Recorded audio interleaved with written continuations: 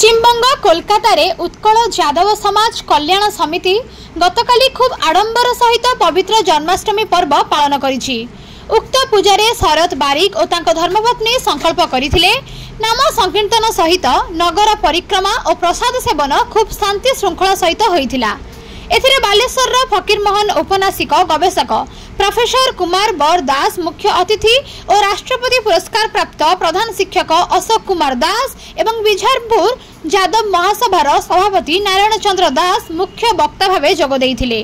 संगठन मुख्य संस्थारे प्रशांत दास, अरुण कुमार पलाई, ध्रुवचरण परिड़ा, अनंत सेनापति, सन्यासी बेहेरा, गोकुलानंद पलाई, वेणुधर बेहेरा, प्रशांत नायक, मिहिर दास, काशीनाथ दास और शंभुनाथ दास सभाटी को परिचालना करथिले।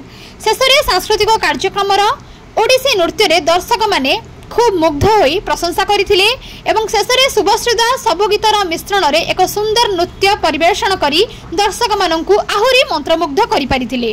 कोलकातारू शुभश्री दास को रिपोर्ट, प्रतिकार न्यूज।